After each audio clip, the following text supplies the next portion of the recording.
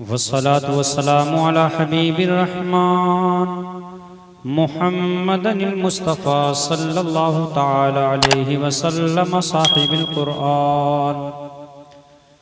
अशहदु अल्ला इलाहा इल्लल्लाहु अल मलिकुद दय्यान व अशहदु अन्ना सय्यिदना व मौलाना मुहम्मदन अब्दुहु व रसूलुहु।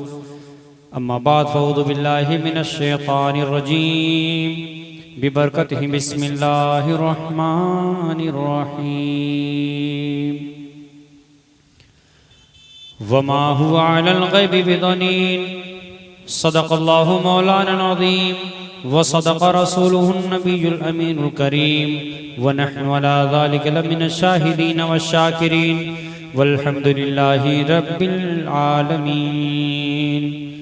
ऐ अशरफ़े ज़माना ज़मानी मदद नुमा दरहाए बस्तारा ज़िक्ली दे करम कुशा सरवरा शाह करीमा दस्तगीरा अशरफा हुर्मते रूहे पयंबर यक नदर कुन सुईमा। तुम्ही मुश्किल कुशा के लाडले हो लो खबर मेरी रसूले पाक के जानी मदद या शाहे सिमनानी। गरीक़ी बाहर कुल्फत हो तुम्ही हो ना खुदा मेरे न क्यों कर फिर हो हैरानी मदद या शाहे सिमनानी। बराए पंजतन मखदूम अशरफ शाहे सिमनानी इधर भी एक नज़र कर दो दूर हो सारी परेशानी।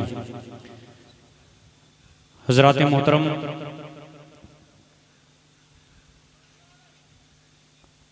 हमारी और आपकी खुश नसीबी है, नेक बख्ती है कि अल्लाह रब्बुल इज़्ज़त ने हमें तौफीक बख्शी कि हमने आप सब ने इतना आलीशान जलसा मुनाकिद किया। दूर दराज से उलमाए अहले सुन्नत को आपने मदऊ किया, हिंदुस्तान के बड़े बड़े शोराए इस्लाम को आपने दावत दी और सब आपके यहाँ तशरीफ़ ले आए। नक़ीब आज़म हिंदुस्तान हज़रत मौलाना कारी ग़ुलाम सरवर साहब बहुत अच्छी निज़ामत के फ़राइज़ अंजाम दे रहे हैं। अल्लाह रब्बुल इज़्ज़त इनकी आवाज़ में, इनके अंदाज़ में और भी निखार पैदा फरमाए और जलसे की मुकम्मल सरपरस्ती हामी कुरान आलिमी मानी व बयान ज़ुल इल्म वल इक़ान हज़रत अल्लामा ग़ुलाम मुदस्सिर साहब क़िबला आप भी फरमा रहे हैं। अल्लाह ताला हज़रत की उम्र में बेपनाह बरकत अता फरमाए और स्टेज पर बड़े बड़े शोराए किराम तशरीफ़ फरमा हैं। अज़मत भाई भी आ गए हैं, आपने सबको समात किया, इंशाअल्लाह उन्हें भी सुनेंगे। थोड़ी देर के लिए सगे अशरफी सरकार मखदूम अशरफ की बारगाह का खादिम आपकी बारगाह में हाजिर है करीम अशरफ नमानी। आप मुझसे कुछ देर समात करें। कोशिश ये करूँगा कि जितनी देर बोलूँ एक एक लफ्ज़ एक एक जुमला आपको समझ में आए। तकरीर जो समझ में आए, जो दिल में बैठ जाए और जिस पर आप अमल करें वही कामयाब तकरीर होती है।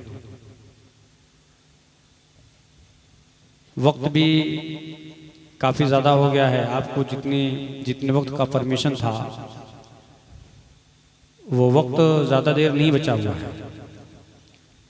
तो इंशाअल्लाह मैं कोशिश करूँगा कि 1 से 1 घंटा तकरीर बहुत है।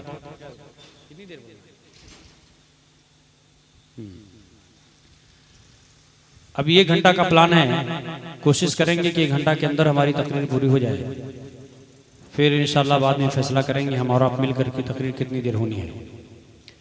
ठीक है ना? सबसे पहले आइए हम और आप अपने आका मौला जनाब मोहम्मद रसूलुल्लाह सल्लल्लाहु तआला अलैहि वसल्लम की बारगाह में एक बार दरूद पाक का नजराना पेश करें। पढ़िए दरूद पाक। अल्लाहुम्मा सल्ली अला सल्ली अला सय्यिदिना व शफीना हबीबिना करीमिना मौलाना मुहम्मदिन बारिक वसल्लम सल्लल्लाहु अलैहि सलातो व सलामुन अलैका या रसूलल्लाह सल्लल्लाहु तआला अलैहि वसल्लम।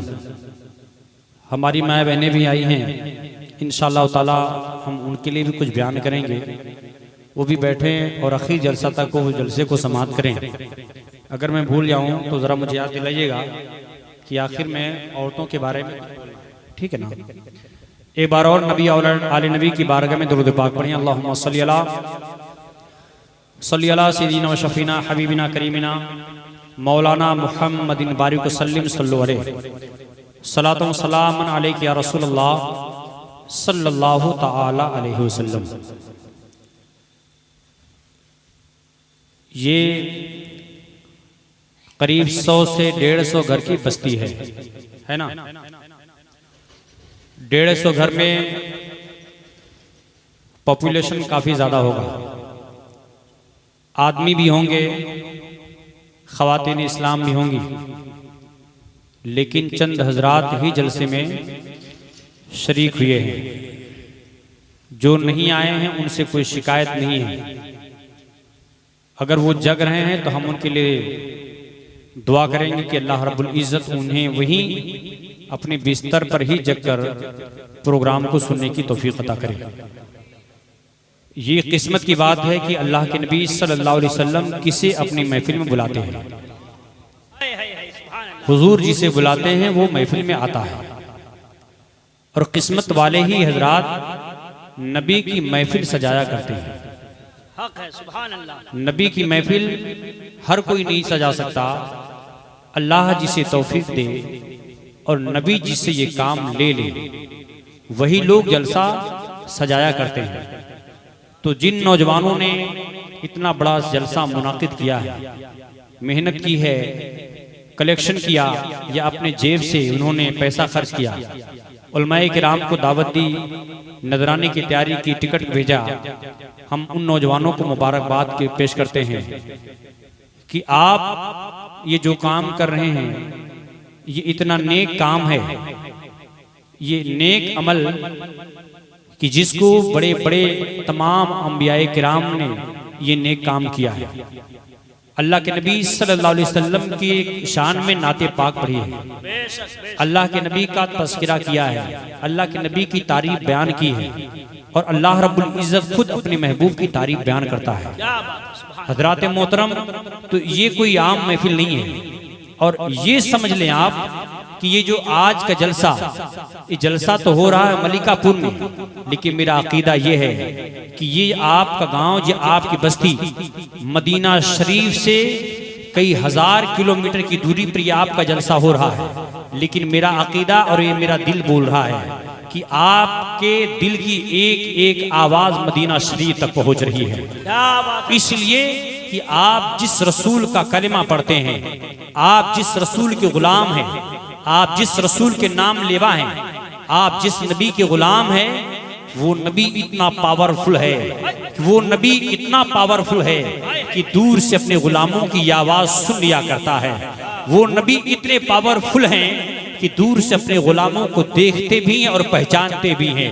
अल्लाह रब्बुल इज़्ज़त ने उनकी आंखों में वो बीनाई अता फरमाई है कि दूर हो या नजदीक हो, मशरिक में हो उनका चाहने वाला, मगरिब हो, शुमाल में हो या जुनूब में हो, दुनिया के किसी कोने में हो, उनका चाहने वाला जब भी उनको आवाज देता है या उनको नाम लेता है, उनसे फरियाद करता है, उनसे मिन्नतें करता है, वो रसूल, उस रसूल को पुकारने वाला दिन के उजाले में पुकारे या रात की तारीकी में पुकारे, अल्लाह के नबी अपने गुलाम की आवाज सुनते हैं।